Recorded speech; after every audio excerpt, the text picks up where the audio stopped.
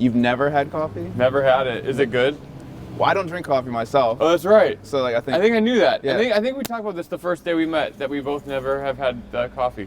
But you fuck with chai? Have you ever had a chai? No, I'm married. Let's go get you a chai. We'll see what happens. All right. We'll So go we're on the Lower East Side. My guest today is the very funny, the very talented. He's a director. He's a cinematographer. He's a photographer. He's a musician. He fixes cars. You're a jack of all trades. It's Marcus Russell Price. Oh wow! You should precede me into a room before I get there. I'd love an intro like that anytime I arrive at a place. Dude, I'd love to do that. Yeah, You go to some cool places, so I'd love to do that. Show up at the VMAs. All right, Ladies everyone. and gentlemen, coming to the room. Wait in. Exiting the bathroom. You ever watch wrestling growing up? It was like, yeah, my dad took me to like a WrestleMania once at Madison Square Garden. When I was that's a kid. huge. Yeah, it that's was like huge. The It one was to go to. It was Bret Hart versus Owen Hart. Oh, which was like a pretty big match at the time, you know. Yeah, that's so incredidy. Yeah, it was sick. But yeah, I love the introductions they get. You know, weighing in at 160 pounds. I only weigh like 145. I was doing me.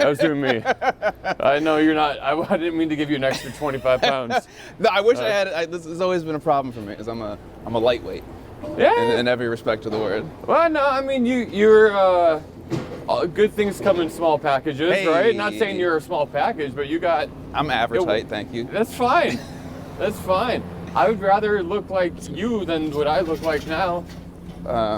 Listen, this is all about positivity. We're only going to speak kindly about ourselves. You look great, Marcus. I appreciate it. This is an earlier one for me, honestly. Like, I thought 11 o'clock, I'd already get my workout in this morning. I'd already be on, but like... Do you do that? Do you work out every morning? Every morning. Not today, though. I like these old TVs in here. We might go there later. What's up, Frank? Hey, I'll be by later. He's repairing my amplifier right now. My stereo. So. Oh, that's awesome. Okay, so you're kind of known in like the comedy scene for being like. Are we going straight still? We're gonna go straight, yeah. For being a really good director. For you direct a lot of people's specials. Yeah. You do a lot of specials. You've just done Keith Robinson's special. That's right. That'll be on Netflix. That's right. Yeah, we're working our way through the edit. Now, actually, the edit's pretty much done. We're in color and sound right now, which is exciting. What kind of prep work goes into when a comedian asks you to direct their special? Quite a bit, or at least for me anyway. I sort of, I don't know how other people do it. I only know how I do it. Yeah. But I really try to get to know, if I don't know the comic well, but in most cases I do. Yeah. But get to know their material almost as well as they could. I spent a lot of time when I did Keith's. I was with him multiple times a week watching him run the set. Same thing with Nimesh. I can't tell you how many times I watched Nimesh do his set. Phil Hanley, same thing. So Yeah. I want to know the material as well as I can going into it. That's sort of like the first step. But directing a special, at least I find that all the work starts and ends like before the day, hopefully on the day. Oh yeah? Almost all the work is complete, you know what I mean? Sure. But, so you do all the prep work, and then filming day is relatively easy? Well, I wouldn't say that either. Be... It's just at that point, hopefully everyone knows what they're doing, you know what I mean? At Sure. this point, like we have the crew, I've discussed with everyone sort of like the ideas and the angles I want to capture, the vibe, and then it's just like press record and hopefully you get it. Yes, yes. And so are you looking at the material because you want to get like different shots for different punchlines? I'm gonna cross the street here. And stuff like that? Well, yeah, so it's like with Keith, he had a particular bit where he, when is this coming out? This is coming out probably next week. Okay. Well, Keith, he has a particular bit where he doesn't move much. If you guys know Keith Robinson, he's very stationary. But he does have one bit where he has a little bit of motion, and I knew that I wanted to capture that from a very specific angle going into it, and I wouldn't have known that if I hadn't spent a lot of time with him in the material, you know? Yeah. So it's about being able to anticipate, you know? And I can't anticipate if I don't know the material really well. That makes sense. Yeah. That makes sense. Do you like recording, do you like directing someone who is very animated, like moves around a lot, or do you like kind of like a Keith style where he's just fairly stationary? Oh, well, I like any sort of a challenge, you know what I mean? So Sure. if it's new, that's what interests me. If it is a challenge, that's why I say, okay, well, how can we make this happen? This is where we're going. This place is called Round K. Round K by Soul. Yeah, we're gonna get a chai latte from Marcus here. Hello, how you doing? Hello. I think we're gonna get it to go. Can we get 2 chai lattes, please? 2 chais? Yeah. But I gotta ask you, is there caffeine in chai lattes? Oh, wait. Yeah. Oh, there is. do you have something without caffeine? Cozy milk. Oh, teas. Do you have like hot chocolate? Can I have one of those? But, you know, chocolate has caffeine in it. But the amount of caffeine chocolate has compared to a chai latte. But you don't even know what that is. But I know that if I have it, I will not sleep tonight. You would know. I had to be there. Yeah. So this is my chai, or is this the hot chocolate? Cool, thank you. Are you guys paying together? Yes, we'll pay together. Thanks, All right. dude. Just try it. Just try it. Oh, God. Just try it. It's just cinnamon, dude. That's all it is. Have you never had a chai before? No. First time I tried chai.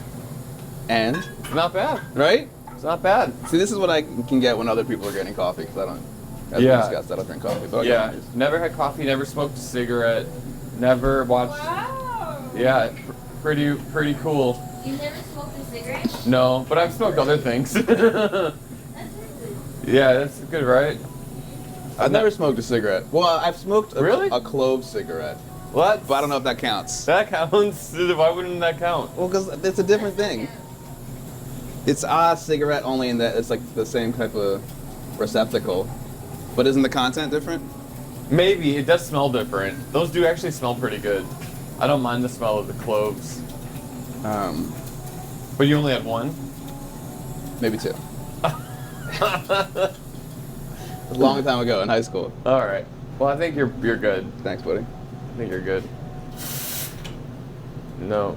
But I did take an edible last night, and I feel like it hasn't worn off yet. What? Last night? I took a 50 milligram edible before I went to sleep. You're a sensitive boy. 50 milligrams is a lot, no more. Yeah, I know. That's why I think I'm still feeling it. Wow. I Helps took me sleep, though.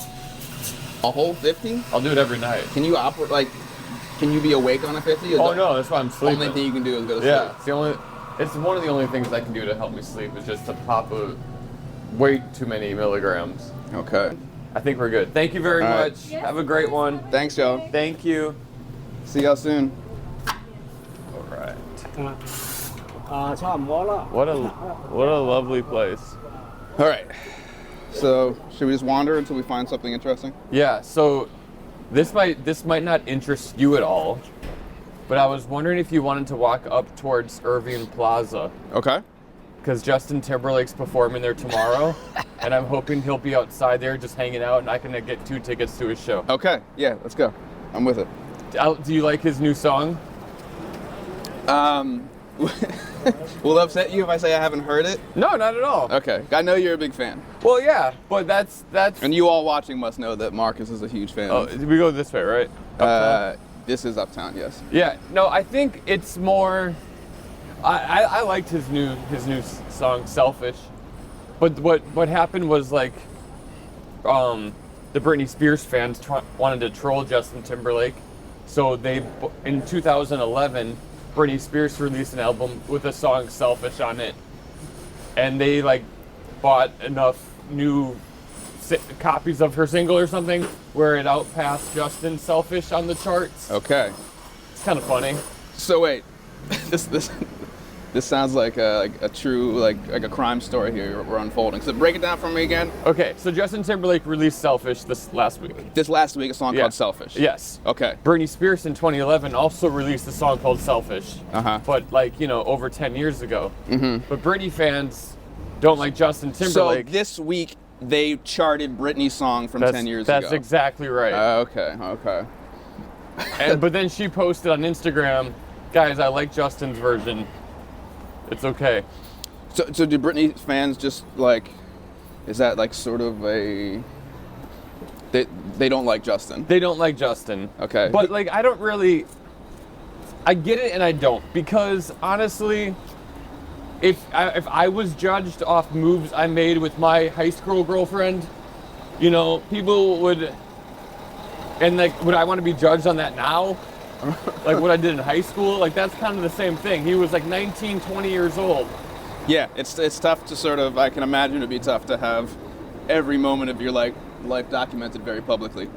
Yeah, and I read Brittany's book, and there was one part in there where Brittany got an abortion. Okay. And she was with Justin Timberlake, and after the abortion, Justin was like, she's like crying on the bathroom floor, Brittany is, or she writes about, and then Justin's playing the guitar, like in the next room or something. And I'm like, that doesn't seem that bad. Right? Because like everyone deals with trauma differently, and like it's not like he's at Dave and Buster's. He's like playing a guitar. Maybe he's sad. Maybe he's like trying to like dig into his artistic find some art to come out of this trauma that they So you're shared. a Justin Timberlake apologist, is that it? No. Well, I'm just saying. Honestly, I'm not that invested in it. Let's think of it from both sides. Okay, right. Okay, that's all I'm saying. Fair and balanced. Yeah. Fox News. There we go. Your favorite news program. As we walk by a Rachel Maddow impersonator. Wow. It looked pretty good from the front. You nailed it. You nailed it. Pretty good from the front. Okay, so we were talking about how you prep for these comedy specials, and that you do a lot of the work before, and then filming day comes and goes, and then how much fun is it though to like watch a show come together in the edit? Well, I have I've been fortunate enough to work with a couple of really great editors who don't find me too annoying, or at least if they do, they haven't expressed it. But yeah, I mean, what are you doing? The edit's huge, you know what I mean? Like it's okay, I'll put it this way. It's all what happens before and what happens after the special that I'm responsible for. Right. The day of, it largely comes down to the comic himself. Okay. Of course, I'm in the control room calling shots, you know what I mean? Like, telling whatever camera to push in or to pull out or to, etc. And that's never final, because you can always like change shots, correct? Well, yeah, but you want to have a variety of shots going into the edit, right? Like if all of the shots are like a cowboy, like like a head to thigh, right? That's not going to be very interesting when you're cutting between shots. That's you know what I mean? But if you have a wide and you have a cowboy and you have a close up and you have a medium and you have all these different shots, cutting between them becomes way more interesting and more fun to watch. But if every time you cut to the center, it was a medium shot. That's not that interesting, right? So you want to be able to tell, like the center camera, pull out or push in, so that when you cut back to the center, it's not always the same exact shot on center. You know what I mean? That's interesting. So I don't want it to make it sound like there isn't work on the day. There is a lot of work. Of course. Do you think that because people have like short attention spans, that you're finding yourself being more successful cutting a show with a lot of cuts in it, a lot of different looks? Because maybe it's more like stimulating to the viewer. I fully believe that there are some directors or editors out there that feel that way. I don't personally feel that way. I think I let the material sort of dictate what the edit looks like. Okay. I've done, for instance, I did Gavin Match special, and that one, I wanted the pacing to sort of reflect, or the pacing of the edit to reflect Gavin's comedy style, which is very conversational and laid back in a way. And so those edits weren't fast at all. They sort of matched his pacing. But so it depends on who I'm working with and what the material dictates. Oh, okay. That makes sense. Yeah. I think that people are ADD, but I don't necessarily like to enable them for that. I don't think that people should be that way. I think that, so there have been times where I've intentionally slowed down the pacing of an edit just because I think that that's what the material deserves. Interesting. How do you like start advertising yourself for comedians, or like what was like the initial?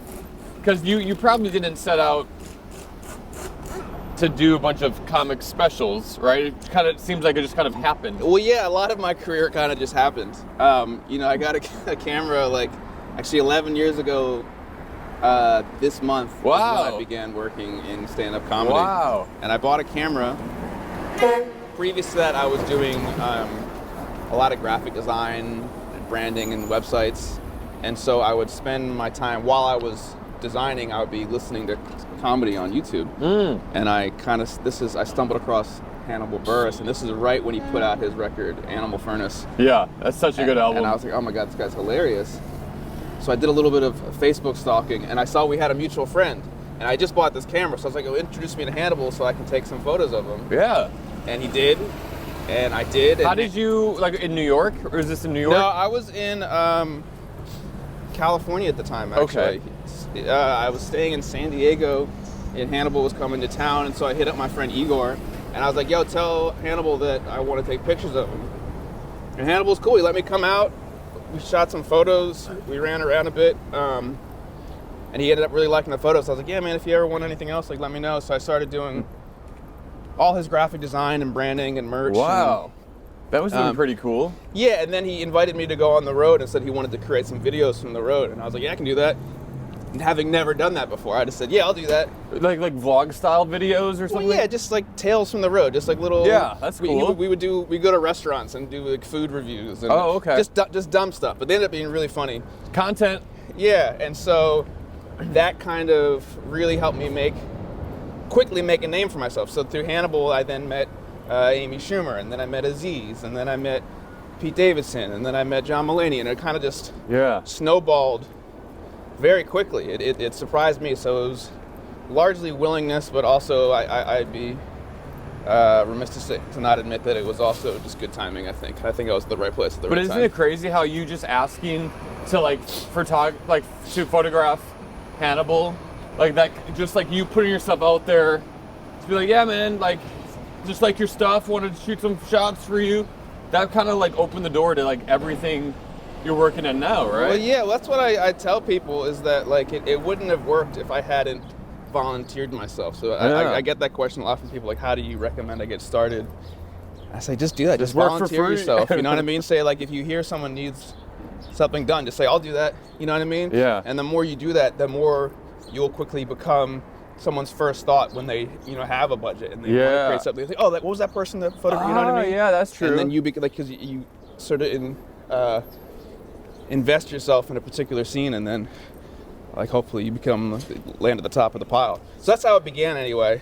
But I kind of like stumbled backwards into it. It was never the plan to become a photographer, but it just happened by just me putting myself out there. But then it took Mike Berkowtiz. Those of you who don't know, Mike Berkowtiz is like agent to some of the biggest comedians in the world. Oh yeah. And he said to me, Marcus, when are you going to start directing comedy specials? And until that moment, wow, I didn't know I was allowed to. You know what I mean? I was like, oh, I can do that? Yeah. It felt not necessarily I'd never considered it as a possibility. I thought that I was. You don't have any, and like I'm not like hating on this, but like college degree in right. And that's what I mean. It's film like, or anything, right? Like, and it's interesting because I'm not the type of person that would generally wait for permission. I kind of just go after whatever interests me. Sure. But in that case, it's filmmaking is a bit gate kept. You know what I mean? Well, and I don't have too many peers, or at least at the time, I didn't have too many peers that were doing what I was doing. Like I said, I kind of started at a time where there weren't many comics that were traveling with like a full-time photographer. Right. Now there's a lot more now. There is a lot more now. But at the time, like I said, I didn't really have anyone to talk to about like, how do I do this? Like, how do I sort of like put myself out there? What are like I was like I said, I kind of fell ass backwards into it. But once Berkowitz said that to me, it sort of unlocked a portion of my brain that like I didn't know I was allowed to access. I've always loved cinema and filmmaking, and so while shooting a comedy special isn't the same thing as shooting a movie, there's a lot to it. And like me coming from a graphic design background and being a photographer, I understand composition, I understand framing, I understand color, and also being around so many comedy specials being filmed, I've seen everything that happens get done on set. You know what I mean? I've seen every angle of it. And so me sort of jumping into the director's chair wasn't as far as a leap as maybe I previously would have thought. Now, do you feel like features might be next for you? I would love that. I would love to sort of parlay this. You heard it first, Talkie Walkie. Marcus Russell Price. Yeah, it's Blockbuster motion picture director. Yes. Yeah, I would love to do more narrative and storytelling. You know, I mean, I love comedy, but I love, more than anything else, I love story. That's why I love. Watch out, Judd Apatow. Well, see, Judd's the kind of guy that I really find a lot of. I was lucky enough to work with Judd on The King of Staten Island. So that's right. Yeah, you did work with it. Being a photographer, like I said, I've been around. The person was like in the dumpster. This doesn't have a front and back camera, does it? It doesn't. I have to like. You should get one of those swoop around 360 ones, so that when you have moments like that to cut to, you can. Yeah. I bought a pair of those. I'm the producer of your show now. I like it. No, I'll take any of your notes. I feel like I'm doing your job. Like you should be like. It's great to not have to hold the camera right now. Where are we going? I know you said we were going to Irving Plaza. Yeah, it might be too far. It's kind of a far walk. Should we jump on the subway? Let's go right. Let's take a right. No, we don't have to go up there. No, I'm not a dream killer. Oh, all right. Well, yeah. Find out the closest way. Wait, I think. Listen, we could walk there in 25 minutes. All right. I don't mind that. Okay. Or then you gotta walk back. Or we could jump on a subway and be there in about 15 minutes. But Subway's kind of loud. Yeah, I feel like we should. Let's walk. Do you edit this and chop it up so it's okay if it's a bit longer? You can cut it down to the proper length? I chop it up. I just want to be aware of your time. I cleared my schedule. When Marcus said that he wanted to do an interview, I said, yeah. Everything else can wait. All right, so we just go uptown more, huh? Yeah.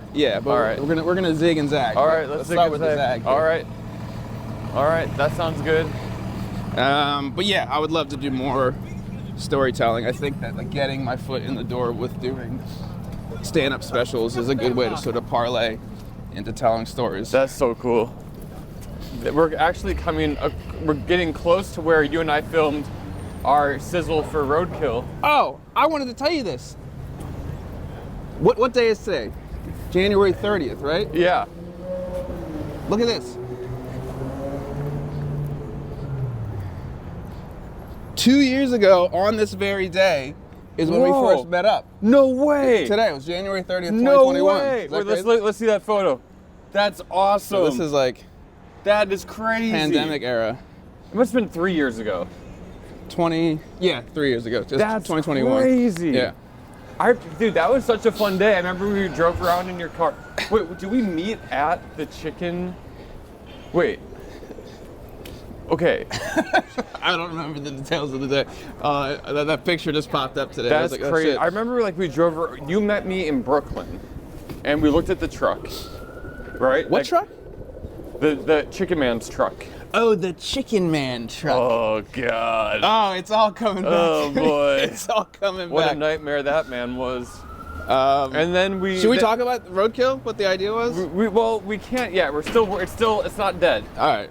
But hopefully there'll be some news on it soon. Yeah. Hopefully. Well, anyway, Marcus had an idea for a television show. We were gonna, so we shot it together. But part of it, we had to rent some equipment, and this one particular gentleman that owned some of the equipment we needed to rent was known as the Chicken Guy. Yeah, the Chicken Man, the Chicken Guy, and he had a hat on with chicken legs coming out of it, and he was like the weirdest, such a New York character. Well, I feel like you're really good at sort of emotionally like handling these people, like you. It takes one to know one, you know. Like that. I think you made him feel very comfortable. Well, when no one else could. Well, yeah, he's interesting. Yeah, dealing with. I'm so glad we didn't actually go with his truck was the better option, but dealing like I don't know what would have even happened if we used him. No one watching this is gonna know anything what we're talking about. Very ambiguously about this. But yeah. But it's we'll see what happens with that project.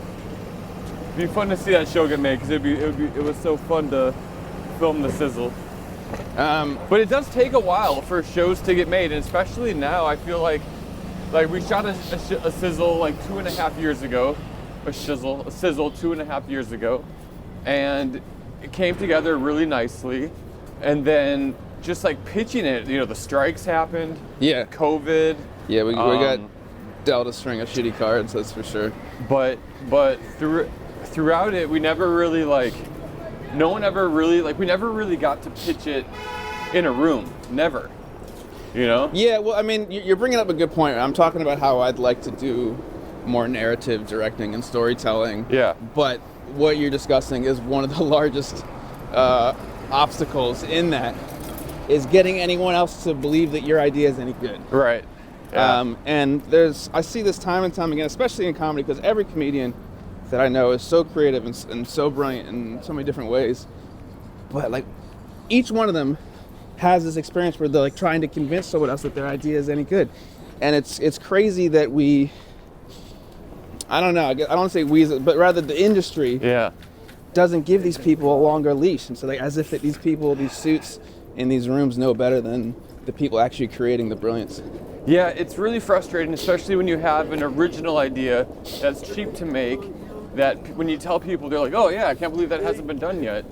And that, you know, so hopefully, I don't know, you'll see more of the show we're talking about in the future. Who knows? I hope so. It's such an uphill battle, and it's like rebranding, you know, like changing the you know, like the act structure. And well, it's a lot of work, you know what I mean? I think as like creatives, I wonder how other people view us sometimes, you know what I mean? That is our life just sort of like so much fun and we can do whatever we want whenever we want. But people don't realize how much work it is and how much of the work goes unrecognized and unfulfilled. You know, like to write a script or to even write an outline is so much work that no one is paying you for. Right.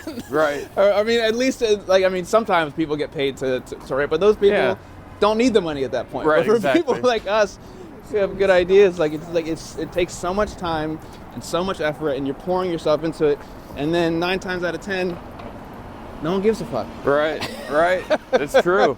It's so frustrating. So I think comedians and artists and creatives are some of the most tenacious people out there, because they do what other people won't, and they'll continue to do it until the day we die. Until the day we die. Now you're talking about like telling stories with like in like, you know, making like feature films, but you're also really good at telling stories or finding the story in like documentaries. Thank you. I know you worked on Amy Schumer's like Hulu documentary, like a 3 or 4 part. Yeah, it was an HBO series called Expecting Amy. Yeah. And it was sort of about her first year of marriage, her going through pregnancy, as well at the same time putting together her comedy special. And so all these things were sort of happening at once. And I shot all of that. That's all my footage. So she must, you know, put a lot of trust in you to open herself up, you know, to someone to film, you know, those intimate moments of her first year of marriage.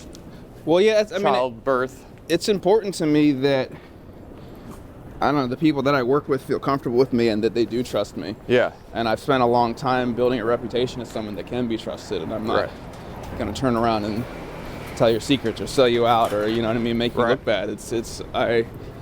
Trust is important to me, and I know that trust is earned, and so I feel fortunate enough that I've had opportunities to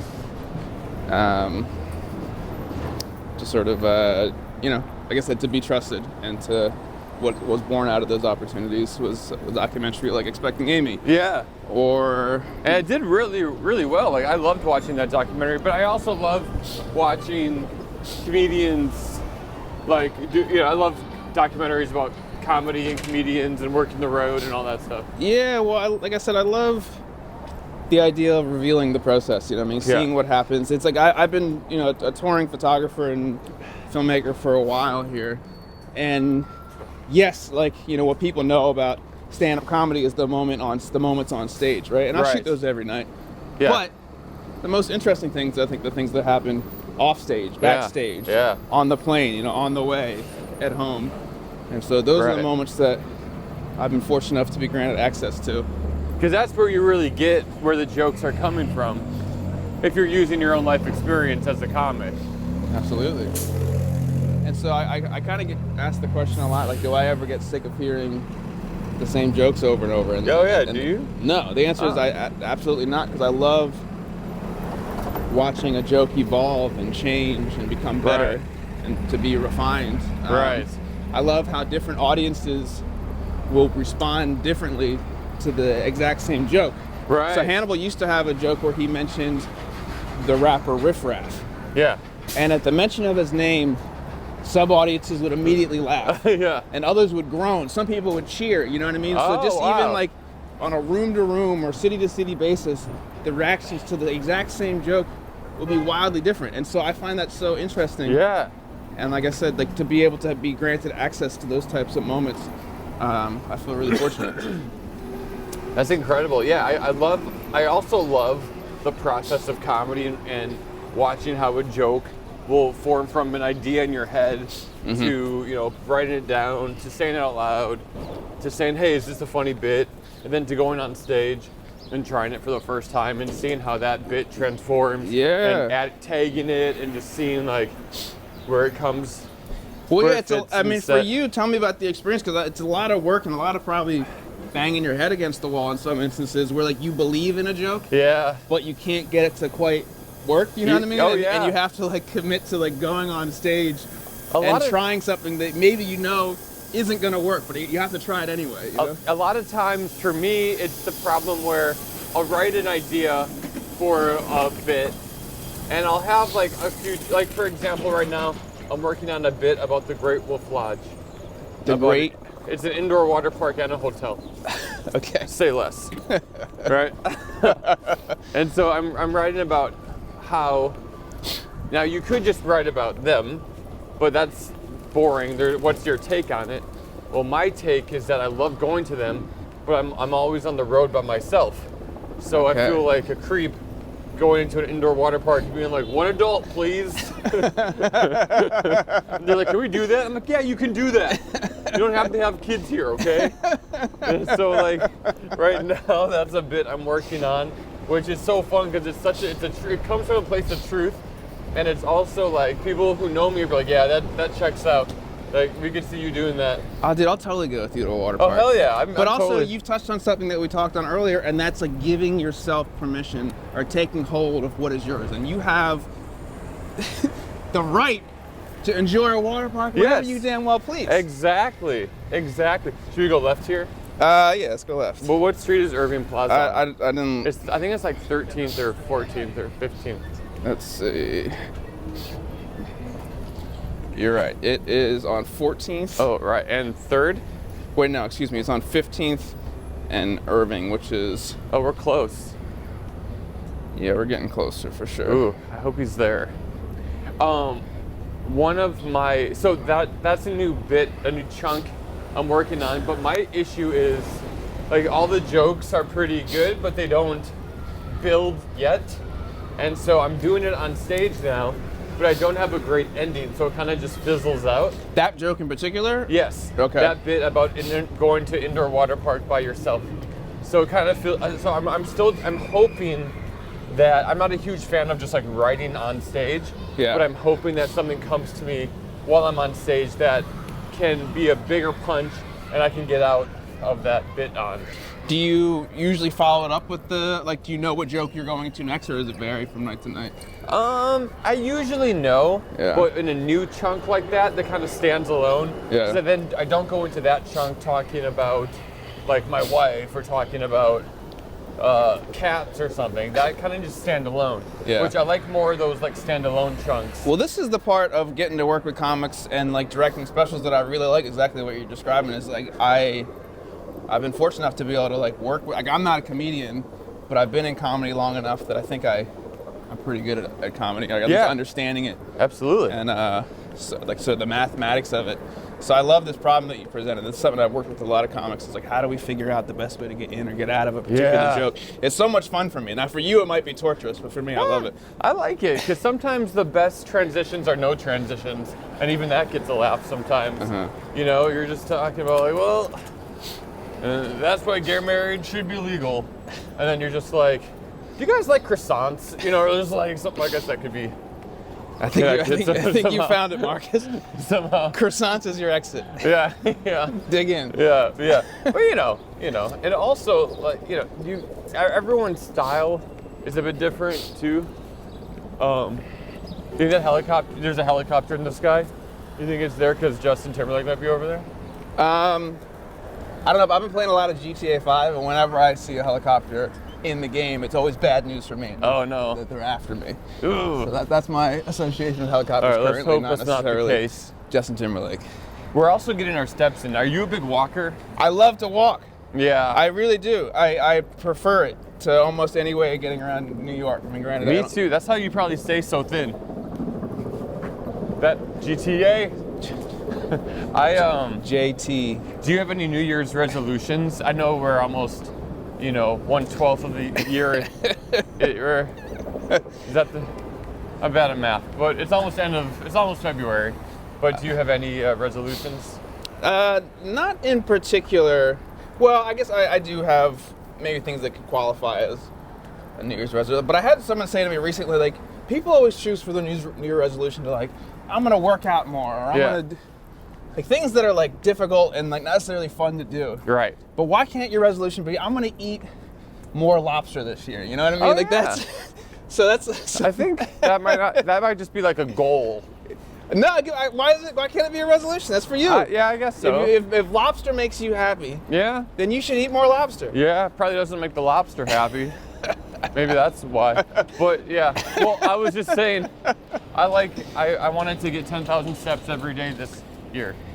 10,000 every day? Yeah. And have you been doing that so far? Well, yes, but there were 2 days in January where I was sick, so I couldn't. What does 10,000 steps equate to? It's like 5 miles. 5 miles a day, Marcus? Yeah. But I think we're already almost there.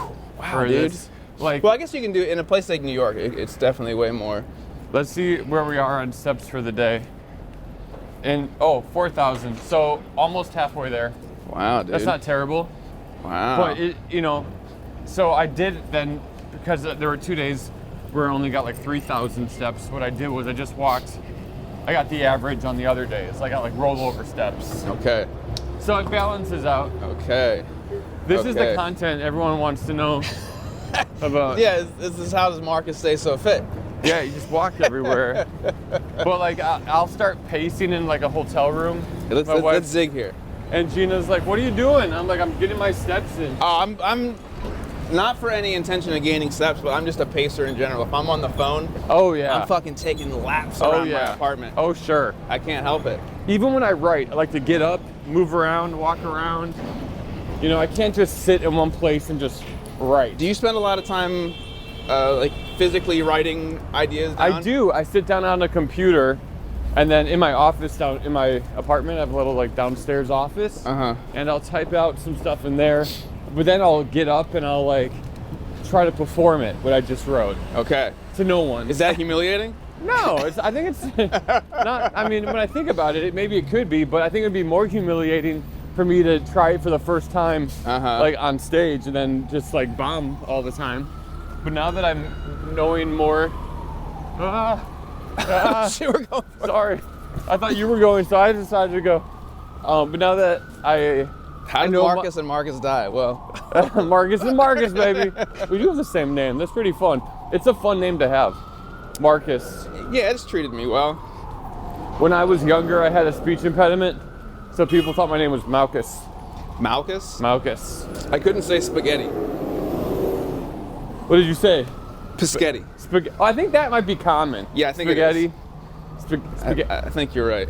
It's so cute though when kids and toddlers like mispronounce words, but I think it's even like cuter when like an adult has problems, like an adult speech impediment. Okay. Like sometimes, this is kind of a bit I'm working on as well, but it just fit into this. But sometimes, I'll just be having a normal conversation, then all of a sudden I can't say my R's. I'll be like, that cow has 0% APL. And people's like, what?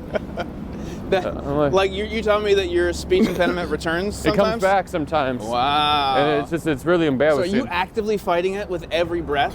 No, but sometimes if I don't think about it, it'll come back to me. Okay. Yeah. If I Yeah. get lazy when I'm speaking, or if I'm tired, maybe. I'll tell you what I have trouble saying. Okay. Saturday Night Live.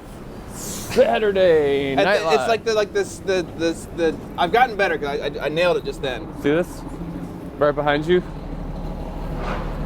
Wow. That's tomorrow. We're getting close. We're getting close. All right. Yeah, I think it's like the today part. Saturday. So like Saturday. Third day. Saturday. I would always like see this Saturday night. Saturday Night Live. See that? There you go. You sound good. Thanks, man. How come no one calls Saturday Turd Day? Another turd day. Another turd day. All right, let's bang a left here. So wait, are you going to see JT tomorrow night? No, I'm gonna try to get tickets right now. From like a scalper? No, from him. Oh, right, because we're gonna meet him right now. Yeah. Have you met Justin before? No, never. But he did like one of my jokes on Instagram, which made my year. So how many members of NSYNC have you met? 3. Okay. And 3 out of 5. And yeah, who's remaining? JC and Justin. Okay. And how are these? Are you have like a stamp? You know, like a stamp book that you. Every time I meet him? Yeah. No, but here I can show you a fun photo from. Hold on. This is. I was gonna. Sometimes people are like, "Oh no, I know Joey or I know Lance or something." But here's a photo of me and Chris at New Year's. Wow, this is beautiful. This past New Year's? Yeah. Wow, dude. Smooching Chris. Kind of fun. Really, really intimate moment. But you can't like see that and be like you don't really know them. Right. Some people, you know. So you feel like you always kind of have to prove yourself when it comes to. No, I don't. Look, I don't feel like I have to. I know them. See? I did. Okay. I feel like I don't have to prove myself, but it is fun to be like, you know, there's a lot of liars out there, a lot of posers, a lot of haters. Okay. I gotta be like, no, I know them. So, okay, well, these groups like NSYNC have a lot of fans. Yeah. And a lot of, I assume, pretty intense fans. Yeah. Is there any crossover between, like, that you've experienced, like, intense NSYNC fandom because of your proximity to them? Have you experienced any of this? I guess some of their fans, I think, watch my stuff now. Okay. See, look, there's a big truck. You know he's here. He's got to be here. I don't think he's here. You don't think he's here? I don't think he needs to be here anymore. I think that he probably pays people to do all this Well, kind of why stuff didn't you for tell him. me that before we walked over here? I'm not telling you, I'm not a dream killer, man. I'm not going to tell you you can't do something. Where's the stage door, you think? The stage door, I don't know. Let's see what these signs say. Performance at Irving Plaza. Well, shoot time.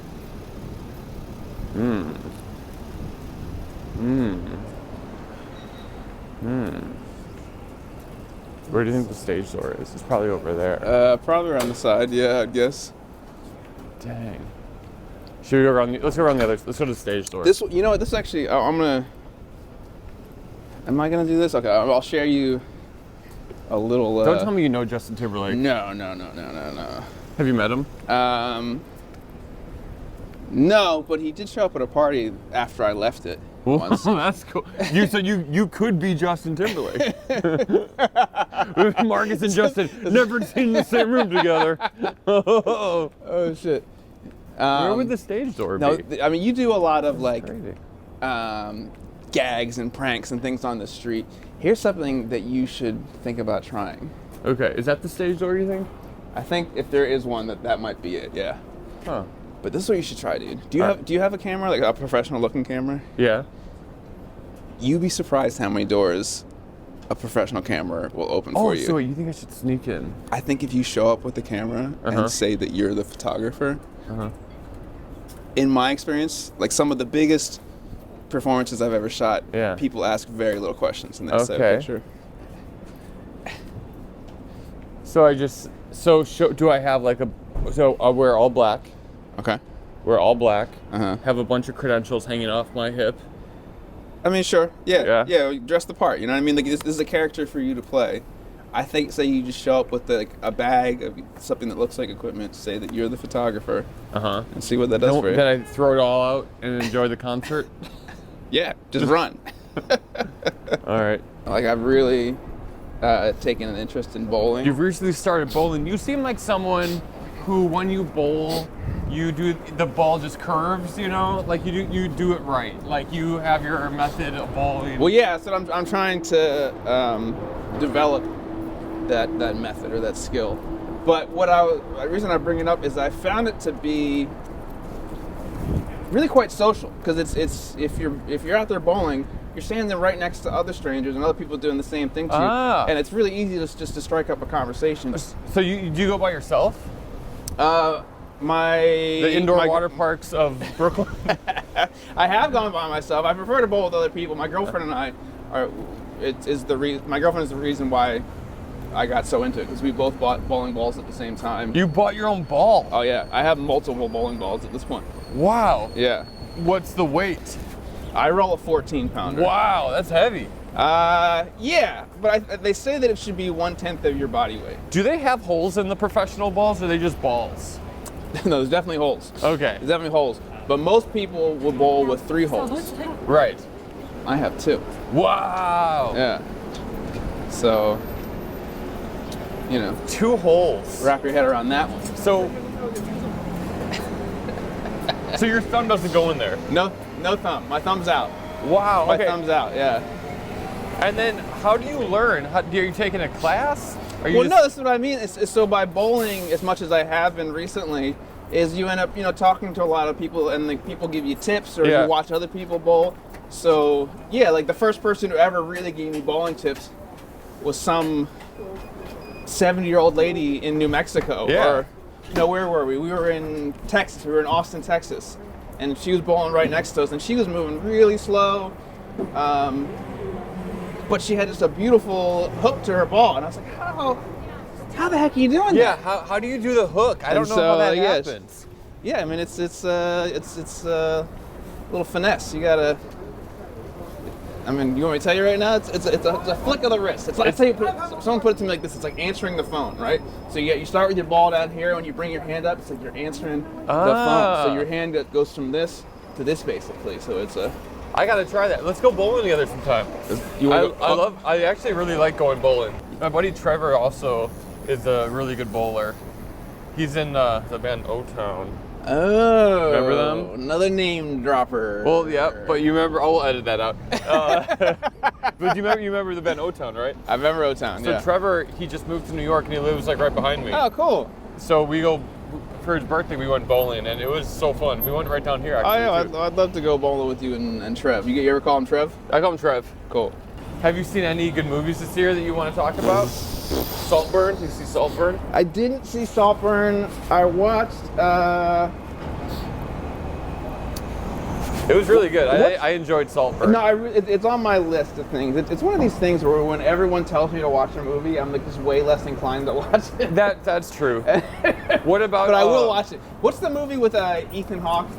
Oh. That got put on Netflix. When the World Ends with the Julia Roberts movie. Yeah, it's Julia Roberts. I watched that one. Yeah, that one was. A lot of people didn't like that movie, but I liked it. I liked it. I did like it. I started out not liking it. I started out being really annoyed with Julia Roberts' character, but then I realized that she's supposed to be annoying. Yeah, yeah. And I was like, okay, I get it.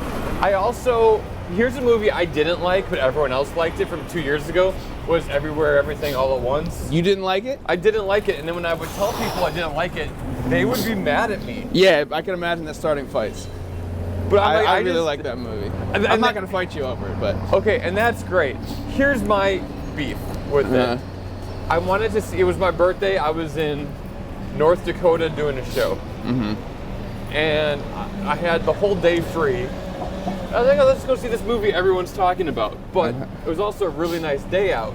But we're seeing like a matinee of a movie when it's nice out. So it started with you begrudgingly going to see this film. But I wanted to see it, and then when I found out, like 30 minutes in, I was like, oh, this movie sucks. And like... You're mad. I'm sorry, I got mad at it. It doesn't suck. And then my wife was like, yeah, this movie sucks. Ugh. We did not like that movie. But I wonder if I saw it again if I would like it. And I also, it was long. They could have edited it along. People are gonna hate that I hated that movie, but that's okay. I've hated movies that everyone else liked. I wouldn't say I hate such a strong word. It just wasn't for me. I'll tell you what movie I really disliked. Okay, please. Joker. You did? Wow. And I'll tell Tom you, but I can articulate why, whereas you can't articulate why you didn't like everything all over. Well, I can. I'll tell you why I didn't like Joker. Because Okay. here's the thing, is Joaquin Phoenix's character in it He's clearly very mentally disturbed. His personality and sort of his capabilities, he's very childlike in that film. Yeah. You know what I mean? And he's also very simple-minded, and at the end he becomes very dangerous.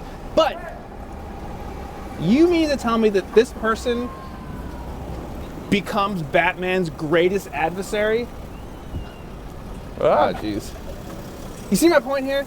Because there's no way he's a match for Batman. Joaquin Phoenix character in that film could become the criminal mastermind Joker. There's no way that man would become Batman's greatest adversary. It's a great film. It's great acting. What if Batman's Batman's shot tripping? beautifully. What if Pacing of it's Batman- great. Everything about it is great, except for the fact that this man is claiming to be the legendary supervillain Joker. I get it, but maybe Batman's on his way out. Maybe he's not as smart as he was when that happened.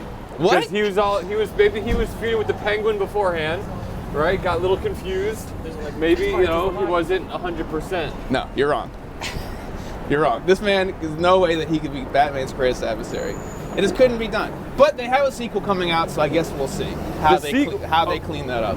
Oh, with Joaquin? With Joaquin Phoenix, yeah. Oh, wow. That's going to be good. Is it just called Joker 2? It's called More Jokes. Oh, really? No. Oh, I was like, that's a terrible name. Still joking. Do you have any, silly pet peeves? I hate it when you wash your hands and you're moving from the sink to the towel and that trickle of water goes down your sleeve. Yeah. Hate it. Yeah, that's a good one. That's a good one. You could just keep your arms, everything was putting your hands down, so. But yeah, your hands down, but then you got to reach up for the towel, don't you? Yeah, it's you that do have small to reach up. motion there. Yeah, you're right. I also, a pet peeve, when people claim to know someone who went cow tipping. Oh, that's never been a thing. Cow tipping's a myth. It doesn't exist. No, and I'm from Wisconsin, and I would know if people kip cows. So you agree. For all those of you out there who say you know someone Liars. who went cow tipping, You fucking don't. liars. You don't know what you're talking You've about. never seen it yourself. You're a scum Cow human tipping being. is a myth. You're a It trash little doesn't person. happen. You're a liar. Because here's the thing. If it existed, surely there'd be a video It'd be on ESPN, YouTube, yeah. right? Yeah. So, find me a video of someone tipping over a cow On purpose. and send it to me. Yeah. You Fine. can't do it. Doesn't exist. Doesn't exist. Total myth. What else? You know what's my pet peeve? When people are like, something crazy will happen, and someone will go, well, I didn't have that on my 2024 bingo card.